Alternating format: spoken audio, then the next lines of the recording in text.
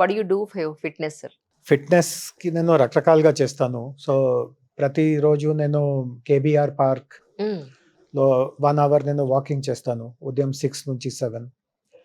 Then సాయంత్రం నేను మాది ఐఏఎస్ ఆఫీసర్స్‌ది ఒక క్లబ్ ఉంది. దాంట్లో ఒక చిన్న జిమ్ ఉంది.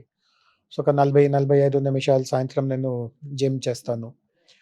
ప్లస్ గత 2 సంవత్సరాల నుంచి నేను ఒక డయట్ ప్లాన్ ఫాలో అవుతున్నాను. సో, అవునా సార్? చాలా లిమిటెడ్ నా డయట్ ఉంటుంది. నేను 16 గంటలు ఫాస్ట్ చేస్తాను. దెన్ 2 మీల్స్‌లో కూడా చాలా చిన్న పోర్షన్స్, ఎక్కువగా సాలడ్స్, ఫ్రూట్స్. గత 2 సంవత్సరాల నుంచి నేను ఈ డయట్ ప్లాన్ కూడా ఫాలో అవుతున్నాను. అంటే పర్టిక్యులర్ రీజన్ ఏదైనా ఉందా సార్? రీజన్ అంటే జస్ట్ జనరల్ హెల్తీగా ఉండాలి.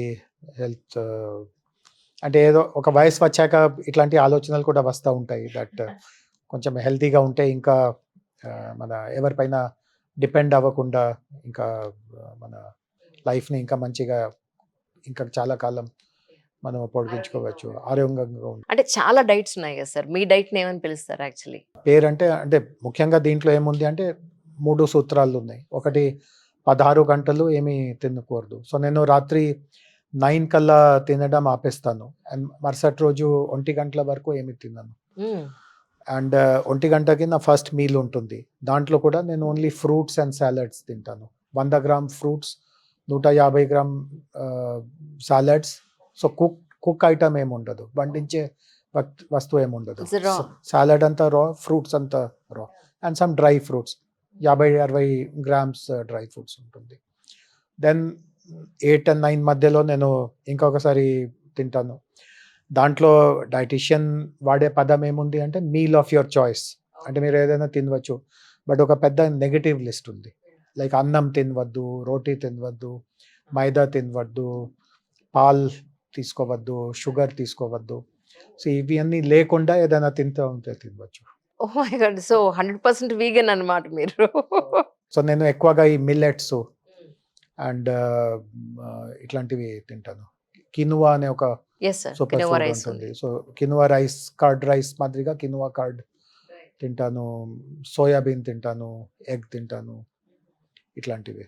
సో చాలా నేను డైట్ని ఆల్మోస్ట్ అంటే చాలా కంట్రోల్డ్గా, చాలా డిసిప్లిన్గా నేను సో ఫుడ్ ఉంది అంటే అస్సలు టెంప్ట్ అవ్వరు. ఏమిటంటే సో ఈ 2 years డయట్ ప్లాన్ ఫాలో అవ్వడం వల్ల చాలామంది అడుగుతూ ఉంటారు, అంటే మీరు దీనివల్ల మీకు ఏం బెనిఫిట్ వచ్చింది, మీరు ఏమైనా వెయిట్ లాస్ అయ్యారా, మీ హెల్త్ పారామీటర్స్ ఏమైనా మెరుగుపడినాయి.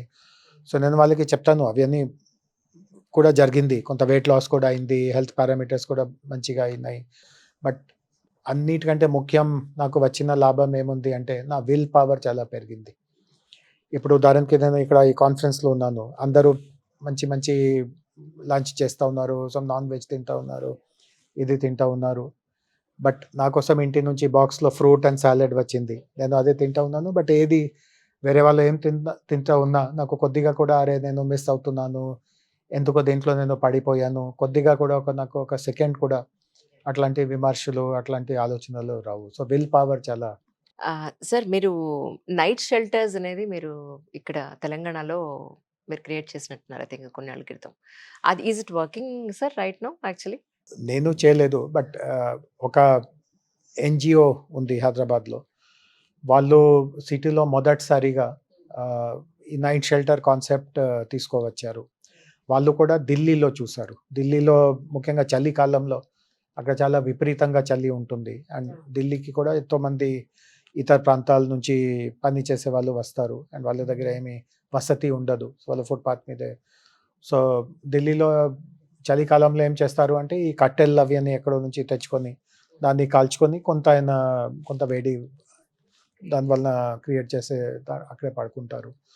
సో హైదరాబాద్లో ఆఫ్కోర్స్ అంత చలి ఉండదు, బట్ అయినా మానవీయతతో కూడా చూస్తే ఎవరైనా మనం అందరూ ఇంట్లో ఉన్నాము, కొంతమంది రోడ్డు మీద పడుకుంటూ ఉంటారు. సో నేను కొంత నా వ్యక్తిగత ఇంట్రెస్ట్ వలన కొంత తెలుసుకోవడానికి ప్రయత్నం చేశాము, ఎవరు వాళ్ళు ఎందుకు ఇక్కడ ఫుట్పాత్ మీద పడుకొని ఉన్నారు. అండ్ ఒక ఎన్జిఓ కూడా ఉంది, సో వాళ్ళని కూడా ఇన్వాల్వ్ చేశాను. సో మాకు ఏం తెలిసింది అంటే ఇక్కడ ఎవరో ఇట్లాంటి ఫుట్పాత్ మీద పడుకున్నట్టుగా మనకు కనిపిస్తారు. వాళ్ళు ఆఫ్కోర్స్ పల్లెల నుంచి వచ్చి ఉన్నారు. అండ్ పల్లెల్లో వాళ్ళ పరిస్థితి చాలా దయనీయంగా ఉంది. సో, వాళ్ళు ఇక్కడ పని కోసం వచ్చారు. ఇక్కడ ఫుట్‌పాత్ మీద కనిపిస్తున్న వాళ్ళు మెజారిటీ ఇక్కడ ఈ హమాలీగా పని చేస్తారు. ఇక్కడ పెద్ద పెద్ద ఈ హోల్‌సేల్ మార్కెట్స్ ఉంటాయి. ఇతర ప్రాంతాల నుంచి మనకు ఈ ఫ్రూట్స్ వస్తాయి, కూరగాయలు వస్తాయి, సరుకులు వస్తాయి. సో, దాన్ని అన్‌లోడ్ చేయడం, షాప్స్‌కి తీసుకువెళ్ళడం. సో, ఈ ఫిజికల్ లేబర్ యాహ్! పని కూలీ వాళ్ళు పని. చేస్తారు. వాళ్ళకి కూలీ వస్తుంది. అంటే వాళ్ళతో ఏదో దోపిడీ జరుగుతుంది అనేది కాదు. వాళ్ళకి రీజనబుల్‌గానే ఎంత కూలీ రేట్ ఉందో అంత కూలీ వస్తుంది. కానీ వాళ్ళు అద్దె కోసం ఆ డబ్బుని వాడుకోరు. ఎందుకంటే పల్లెల్లో ఎవరో మిగిలిపోయారు. ఎవరు వాళ్ళ మీద ఆశపడుతున్నారో వాళ్ళ అవసరాలు ఇంకా చాలా ఉంది. సో, వాళ్ళు సాక్రిఫైస్ చేస్తారు. నేను రూ. 100కి ఒక ఏదైనా ఒక బంక్ లాంటి ఎక్కడైనా తీసుకోగలను. బట్ ఆ రూ. 100 కూడా నేను వేస్ట్ చేయకుండా వెనక్కి పంపిస్తే ఇంట్లో ఎవరు ఉన్నారో అక్కడ అమ్మ, నాన్న కావచ్చు, బంధువులు కావచ్చు, అది వాళ్ళకి ఎక్కువ ఉపయోగపడుతుంది. హ్మ్.